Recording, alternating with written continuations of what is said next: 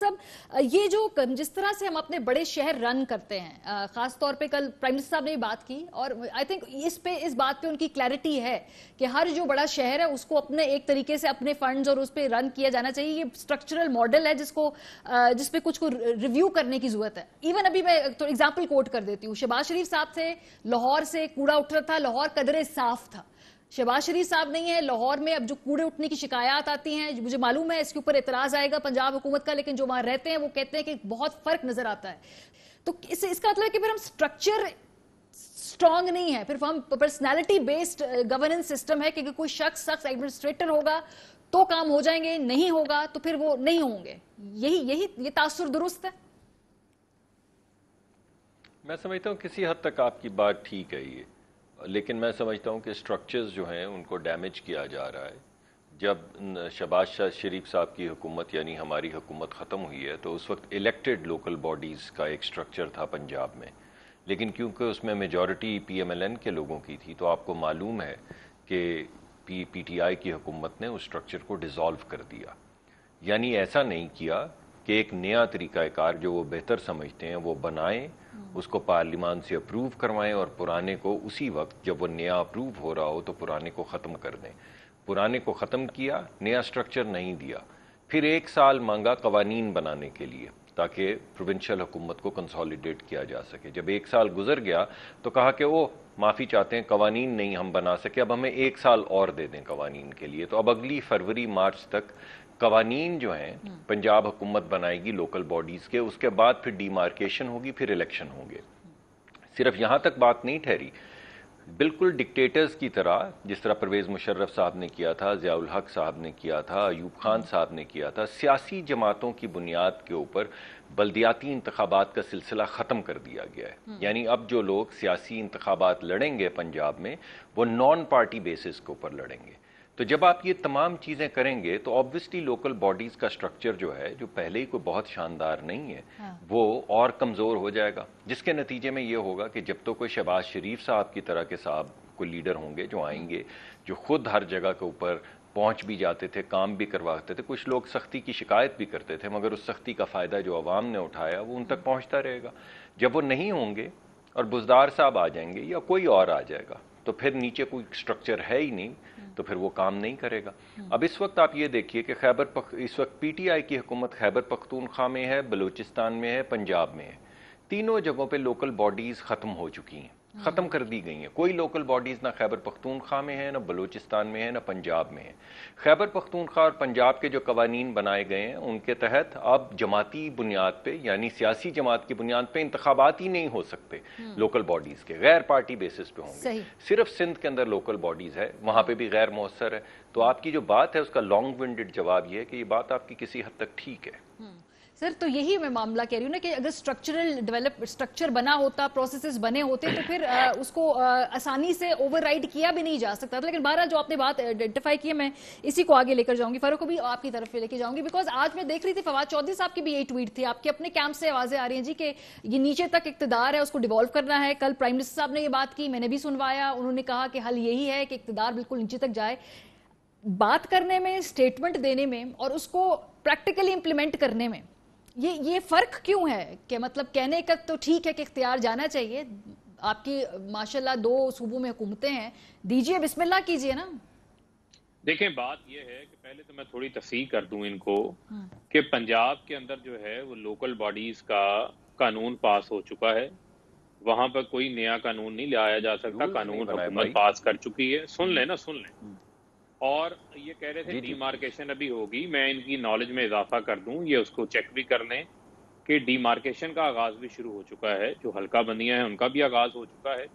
अब इनको एक ही इनका इशू है, इनका मसला ये है कि ये वन मैन शो के जरिए हुकूमत चलाना चाहते हैं। ये शहबाज शरीफ साहब का जिक्र कर रहे थे कि शहबाज शरीफ साहब की सिर्फ आनियां जानियां होती थी, ऑन ग्राउंड जो है वो कुछ नहीं होता था।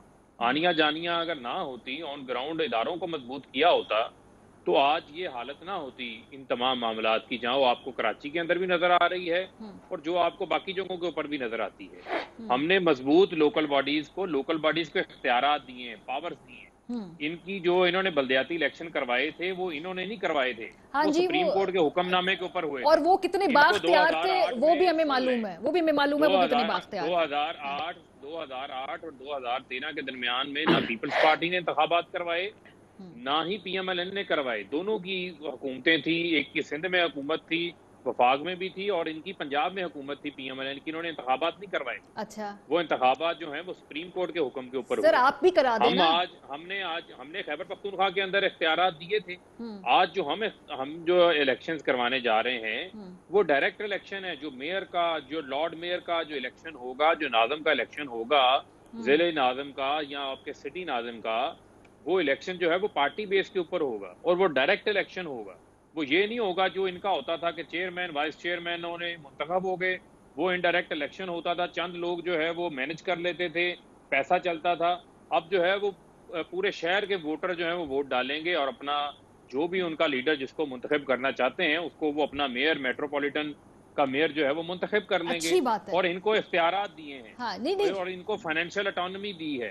انہوں نے نہ فائنینشیل اٹانومی دی تھی، نہ اختیارات تھے، نہ ہی ادارے جو ہے وہ ان کے تابع تھے، اور ان کا ڈکٹیٹرشپ کا ایک بہت بڑا اس کے اندر عنصر تھا جس کو انہوں نے روشنی نہیں ڈالی۔ اس میں کیا تھا، اس میں سن لیں ماریہ، جو بھی منتخب ہو کے کسی بھی ضلع کا یا شہر کا ناظم بنتا تھا اس کو ڈکٹیٹر اعلیٰ شہباز شریف صاحب کسی بھی وجہ کے اوپر نکال سکتے تھے۔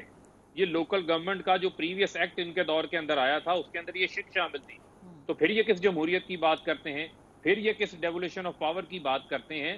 ڈیولیوشن آف پاور تو کبھی ان کی دلچسپی کا معاملہ ہی نہیں رہا۔ یہ تو کہتے ہیں کہ جو پاورز ہیں وہ رائمنڈ کے اندر رہیں، وہ پاورز جو ہیں وہ شریف فیملی سے باہر نہ جائیں۔ چلے آپ نے ان کی جمہوریت کا پراپر ہمیں، آپ نے ان کی جمہوریت کے بارے میں ہمیں ایک کریش کورس دے دیا، اور اس میں سے بہت ساری باتوں سے ہم ڈس ایگری نہیں کر سکتے۔ ذرا میں اب آپ کی جو جمہوریت کو نچلے لیول پر لانے کی جو فلسفی ہے اس کو میں اس لیے سمجھنا چاہ رہی ہوں بیکاز یہی سب کچھ آپ کہہ رہے ہیں جی سندھ میں ہونا چاہیے، رائٹفلی سو ہونا چاہیے، ہر جگہ ہونا چاہیے۔ آپ بسم اللہ کیجئے سر۔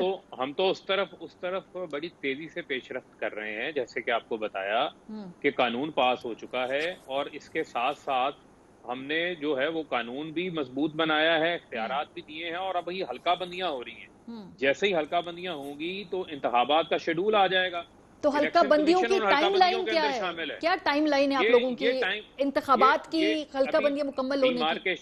ڈیمارکیشن کا سلسلہ جو ہے وہ پہلے فیز میں مکمل ہو چکا ہے۔ اب اعتراضات داخل کرنے کا ٹائم ہے، جب اعتراضات کے خلاف اپیلیں سنی ختم ہو جاتی ہیں پھر حلقہ بندیاں فائنل ہو جاتی ہیں۔ جیسے ہی حلقہ بندیاں فائنل ہوں گی انتخابات کا شیڈول فائنل ہو جائے گا، اور مجھے وہ زیادہ دور نظر نہیں آ رہا۔ اچھا چلے مصدق صاحب آپ ان کے ماریہ صاحبہ میں بات کرنا چاہتا ہوں۔ ماریہ صاحبہ ایک سیکنڈ۔ جی سر آپ کے پاس ہی میں کچھ اس میں جی میں تھوڑی سی اس کی اصلاح کرنا چاہ رہا ہوں۔ پہلے تو میرے بھائی نے جو بات کی ہے اس کے اندر میں کچھ اضافت کرنا چاہتا ہوں۔ میرے بھائی سے آپ پوچھئے گا جب ان کی باری آئے گی کہ جو تحصیل کی لیول پہ، جو گاؤں کی لیول کے اوپر جو کاؤنسلر الیکٹ ہوں گے کیا وہ کسی پارٹی کے ریپرزنٹیٹیو ہو سکتے ہیں؟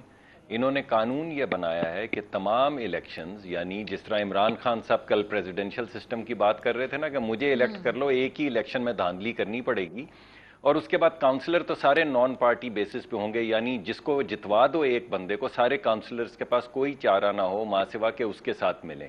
پارلیمانی نظام کو اور پارٹی بیسڈ الیکشن کو انہوں نے ختم کر دیا ہے۔